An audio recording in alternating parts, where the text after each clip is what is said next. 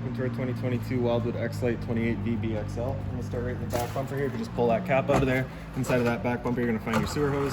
So just take note of those two ears and the adapter here. That's all be hooking it up to your sewer system. And the hose itself, once fully extended, is about 20 feet long. Just keeping it stored in the bumper back here, just keep things that little bit cleaner, keep things that little bit fresher. And then that cap just kind of presses back into place. In this corner, you're gonna find your power port. So as you pop that on open, you'll notice there's a little notch in the bottom corner there. Lines up with this notch here. You're just gonna press that into place.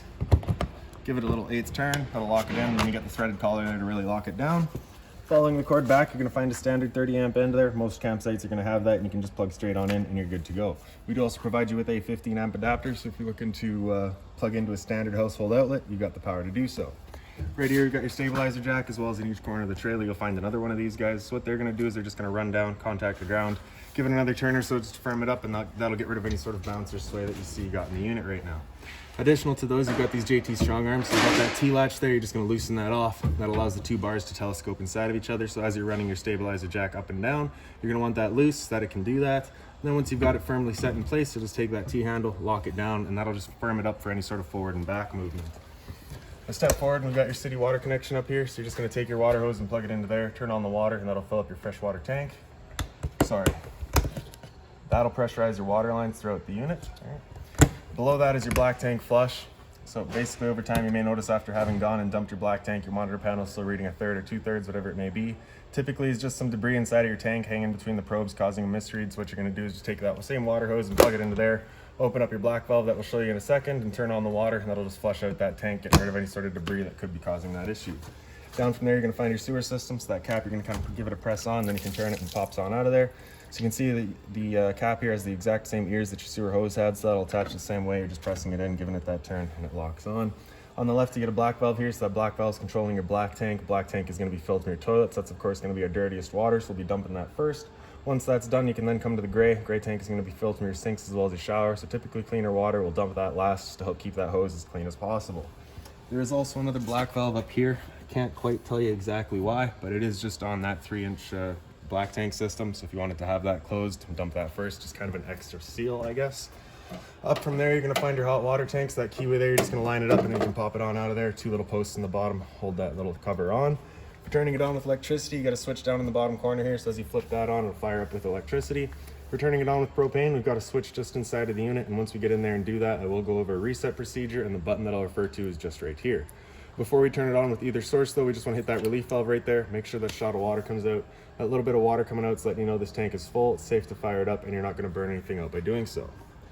Line up those 2 bottom posts, press it into place, and lock it back down with that keyway. There you have it.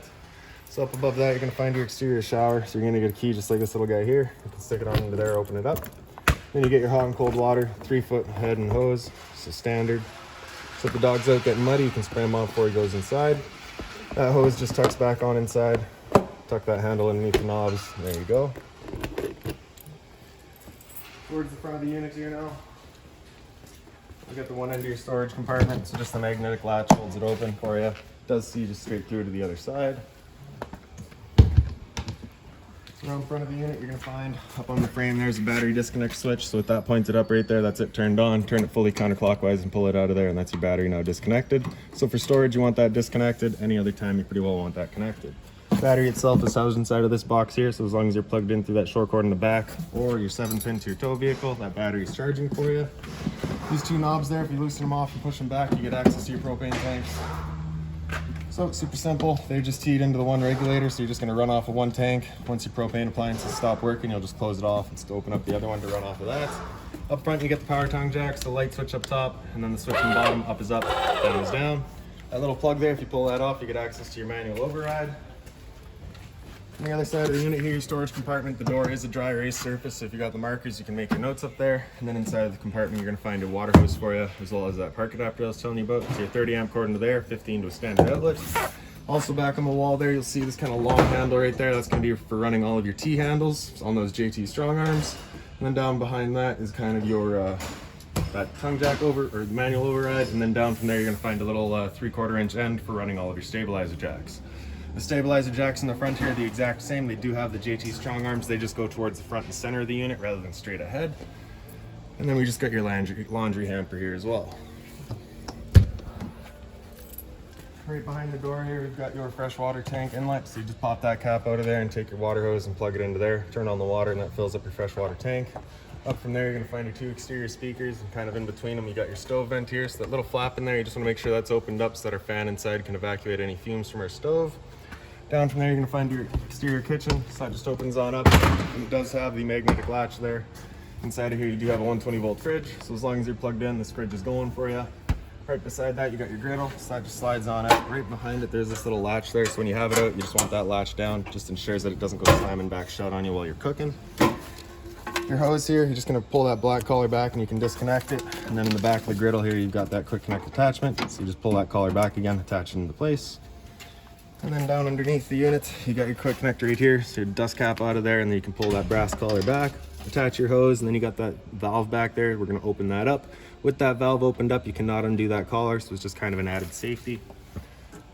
Now with all that opened up, you're gonna press that knob and turn it past light. And if you look underneath, you can just see that flame gets going. Note the way that I was kind of repetitively clicking it there. You want to do that to clear all the propane out rather than just turning it over to high and waiting for propane to get there, because once you do ignite it, it could flame out. All right, so just keeping that in mind. Once we're done, we're going to come back to the trailer, turn off that valve, undo that collar, put our dust cap back in place. And then for the hose, I just like to attach it to itself. Just ensures that absolutely nothing's going to be getting in there. And then we'll just store that back on top of the griddle here. How did I do that? There we go. Undo that latch, stuff it back away. Then you of course get the little storage up top there. Let's also get this little hose here. So for your spray port, you're gonna pop that open. You're gonna notice 2 little ears left and right. Line up with those ears here. Line those up, press it in, give it a little 1/8 turn, that'll click it into place. And then you get attached into your cold water system. So you're not gonna get hot out of here, just cold. And then you just get the garden hose end at the end of it. Once you're done, press it back in, pull it out, just kind of extend it out. Make sure you get all the water out of there before stuffing it back away.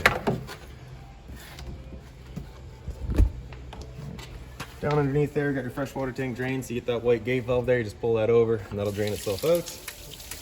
Up from there, you got a GFI protected outlets. Resets just inside of the unit. Up from there, you got a cable and satellite outlet. So if you're looking to have TV outside, you got the power to do so. Right behind your spray port there is going to be your outlet for your furnace. So if you're ever running your furnace, you just want to make sure it's not blocked off. It does get hot.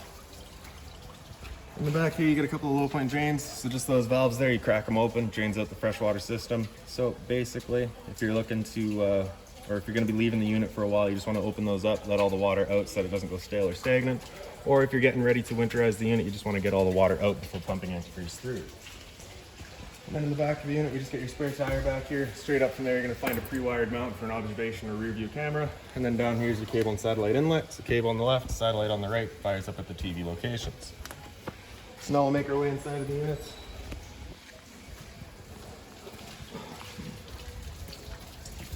So your door's just on a friction hinge, so as you open it up, it just kind of sits wherever you leave it. Do keep in mind, if you've got it wide open, it does contact your awning arm. So if you're going to be running your awning arm, you just want to make sure that you're about 90 degrees or just over. Blue handle there and towards the center, and you can slide your steps on out. If you need to adjust the length of your legs, you're just going to push that tab in. You can extend or retract your legs. And as we step on inside, first things first, right on the left there, we've got your fire extinguisher. So that's going to be standard. You're just going to pop that open. You'll pull a pin, point, and shoot. Up from there, you got this dimmer switch. So as you touch that, it turns on all of your interior lights. Press and hold, and that'll dim them down. Keep holding, it dims them back up. And if you release at any point, it just stays at that light level. The switch right here is for your slide out, so press and hold the bottom of that and your slide will make its way out.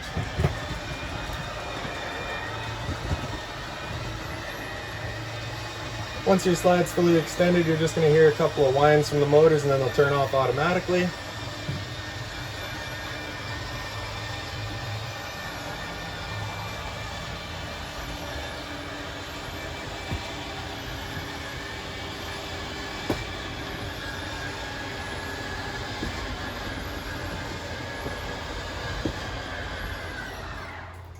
And there you go. So the 2 light switches above it, the one on the right does your accent light above that slide, the one on the left does your awning light outside. For your awning, it's this switch in the bottom left here, so press and hold the bottom of that and your slide will make it, your awning will make its way out. Once that awning is fully extended, we're going to see a little white flap come down as well as the black of the metal tube. Once you see that, you're going to want to stop. If you were to continue extending, it can actually wind itself up backwards, in which case our fabric will be underneath the tube, accelerating the growth of mold and mildew. So there's our flap. Should come down. It's a little sticky today, I guess it's just wet.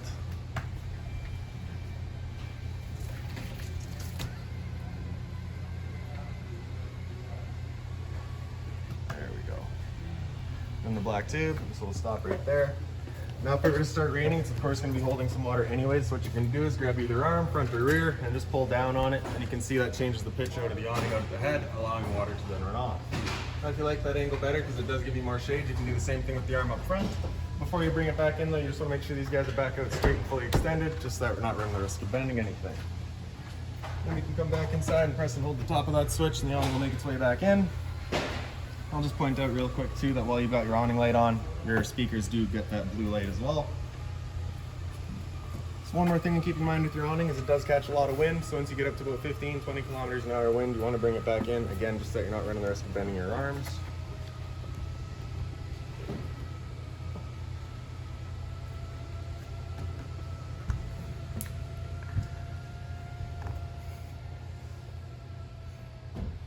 There we go. So this red switch on the right there, that's your water heater with propane. So we turn that switch on, you get that little red light there letting you know the ignition sequence will start. Once that sequence is started, that light will go out. It'll try that 3 times. If after the 3rd try it hasn't fired up, it's at that point we'll be going and using that reset button that we've shown you. So stood right here, you can hear the click of the igniter and the whir of the flame. We know that tank is good. To the left of that, we got your water pump switch. So as you turn that on, turns on your water pump, drawing out of your fresh tank to pressurize your lines. And then up top, we got your monitor system. So on the left there, we got battery. So you can see we're currently C for charging, G would be good, F is fair, L is low. For your fresh tank, as you fill that up, you go to 1/3, 2/3 and full. Same idea for your black and your gray. Above that, you're gonna see our pre-wired for solar. So if you were to go that route, your charge controller would be mounted right there. On the counter there, you do have GFR protected outlet, and then kind of down from there, you're gonna see that little portal. So that's an outlet for your furnace. You'll notice them throughout the unit. So we'll just make our way into the entertainment area here real quick. So you can see we do have a TV backer right there. So if you're mounting a TV, it's going right there. Run all your wires right through there down to your outlet on the left side here. In the center here, that's your antenna outlet. For turning that antenna on, you hit that little button there, turns on the antenna. Will also help clear up your stereo signal. Above that's your cable and satellite outlet. Then you can see you're also pre-wired for Wi-Fi. Either side is a little bit of storage. Stereo in the center here, so as you turn that on. Alright, so volume's on the left there, of course. Zone 1 is going to be your outside set of speakers. Zone 2 is your inside set, so as you have those turned off, you can individually control their volume. AM, FM to cycle through all of your bands. USB, you get the control right there. Bluetooth, connect to your phone, and then source will just cycle through everything else. If you press and hold source, you can get into all your settings. Press the power button there, mutes it. Press and hold to turn it off. Below that's your fireplace. On the right there, you have that button, turns on the little, powers it up. Center right is going to be your flame color, so that's that 4 colors in the back there. Center, you got that bottom illumination color. Okay. Center left, you have your temp control, so you got low and high, and then off, of course. And then on the far left, you got a timer of 30 minutes up to 9 hours. Once you're done, power button turns it back off, and then we'll head up into the bedroom here. So right in here, your light switch is just up on the wall there. This compartment here, if you open that up, that's your laundry hamper that you saw in that storage compartment. A little bit of closet space here. That closet space is accessible from the head of the bed, so they call it CPAP storage, so you do have the outlet back there as well. Pick up the foot of your bed, and you do get access to that front storage compartment. Same sort of CPAP access on this side here, same power outlet up on the wall. And over here, you just got your blind there. Right. Slow rise blinds throughout the unit, so you just kind of pop them and they go back up. For the emergency exit here, you're pulling that red tab to get rid of the screen, take this handle here, throw it outside, hop on out. Behind me here is your TV backer, so that's right in the center of the wall. Up from there you got your power outlet for it, as well as your cable and satellite outlet. And in the kitchen, so you get your storage up top here. Inside of here, you're going to find that blue binder that has all of your keys, any owner's manuals, any remotes, anything like that for the unit, you'll find right in there. Up top here, you get a little light, so that's just on its own center push button. Hot and cold water at the sink, of course. It is also the dual basin with the mobile head. This compartment here, if you open that up, you'll see there's this one panel right here. It's got one screw down in the bottom. If you pull that screw out, you get access to your water pump right behind it. So if you're looking to winterize the unit yourself, it's right back there. Drawer space here. Then your microwave up top, it's pretty standard, just like home. Below that's your arrangement, so you get your light as well as your fan. So this is that fan that you want turned on with that flap outside opened up, so we're evacuating our fumes. The bifold cover just flips on back. Then you're going to take the knob here and turn it over to high, hit it with a sparker, and then you can see she fires right up. I will just mention that the first time you go to use your propane system, especially if you've been away from the unit for a while, it will take a minute just to fire things up because it'll have to clear all the air out of the propane lines. It's perfectly normal. Button on the right there turns on the knob lights as well as the oven light. For the oven, you're just going to press that knob in over that little flame, hit the igniter, and then you can see that pilot light gets going. Once you get it going, you just want to hold the knob in for another couple of seconds and you can release so it'll hold itself. Turn up to your desired temperature and she fires right up. Once we're done, we're just going to turn it back down to pilot, but if you're leaving or traveling for a while, you just want to make sure that's right off. 12 volt fridge here, so as long as you're plugged in and your battery's charged or charging, this guy's going for you. Temp control's right across the back there. Down below that, got your fridge. Temp control right across the top and center again. Below that is the return air for your furnace. You just want to make sure it's not blocked off if you're ever running your furnace. Thermostat here. Press that bar to wake it up, hit it again, it'll come into your fan speeds. Fan low is just going to be moving air around with the low fan, no cooling involved. High fan, same idea, just moving air with the high fan. After high fan, it'll come into cool high, so at this point the high fan is going to stay on all the time and it'll have cooling come in and out as needed. After cool high is cool low, so same idea, just the low fan all the time, cooling in and out as needed. And then once you get into that cool low auto or the cool high auto, that's where it becomes an on-demand system and it'll run the air conditioner, or sorry, it'll run the compressor and the fan at the same time, just as needed, right? After that, after cool high auto, if you hit bar again, it'll come down into heat, turn off the air conditioner and turn on the furnace. So like we've shown you, the furnace will be moving its air through all the little portals. The first couple of times you run that furnace, you may get a bit of a smell throughout the unit. It's just the new furnace smell, it will go away. After heat, you hit that bar again, it comes down into off. Straight down from there, you're gonna find your LP detectors. Propane's heavier than air, it sits on the floor. That guy detects it and starts going off just like a smoke detector would. And just real quick with your air conditioner, you do have these two little louvers there. So with them closed off, your air is gonna be moved through all of our ceiling ducts. If you open them up, it just dumps all of its air into the living room. So when you first get out to your campsite, you want these open, cool off this area as quickly as possible, and then you can close them off to start moving the air throughout. Now into the bathroom here. So right inside on the left, you got your light switch. Down below that, you're gonna find your toilet. So flush is just on the right side there. Up on the wall here, you got your GFI protected outlets. Test on the bottom, reset up top. So if you ever have outlets that don't work, it's the first thing you should check. For your medicine cabinet here, as you open that up, you're gonna see there's this middle metal latch right there. That's going to hold on to this elastic right there. It's kind of your travel latch. Okay. And down from there, you got your sink, of course, so hot and cold water. There's storage down below it. Again, mindful of our drains. And then behind me is your shower. So hot and cold water, of course, standard head and hose. The curtain does magnetically shut as well as magnetically open. And then above my head is your roof vent. So just turning that knob to open it up. In the back corner here, you get the switch to turn on the fan. Simple as that.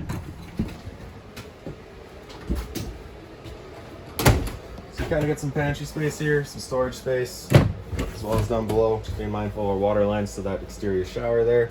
Again, if you're looking to winterize the unit yourself, that panel down below just has a screw in the top and center and bottom center. If you pull those out, you get access to that hot water tank. Then in the back bunk room here, so all the lights back here just in their own center push buttons. You can pick up the two bunks as well. And they are just on gas struts to hold them up. Simple as that. This couch back here is basically just a bunch of foam folded up together, so you can unfold it, lay it out straight, and have another bed from it. There's a TV backer back here as well. Again, your wire's just running through there to your power outlet and your cable and satellite outlet. Then a little bit of storage here. Same thing on the other side there. We got your converter back here as well, so you press the top and center and she pops on open. You get all of your breakers across the middle here. Whenever a breaker breaks, it's going to sit in the center, so just turn it off and then back on to reset it. On the right side, we get all of your fuses. Whenever a fuse pops, you'll get a little red LED right beside it, letting you know exactly which one went. So now lastly is just going to be your dinette. So this is where Wildwood has gone to their whole Versa lounge. So I'll leave that little poster there for you so you can see across the bottom there all your different setups for it. Basically, the two main parts to it are the fact that this couch folds down, so you pick up the base and it folds on down. And then this cushion right here, and pick that up, you'll see it's got two little legs there. There's also two little pockets here, so one back here and also another one in the back there. You can see it was currently sat in there, which had us set up to our lounge and our dinette. We set it up into the front here, into that pocket. Get this cushion out of the way. and lay it into the back there. Go. And this cushion here will fill in that area.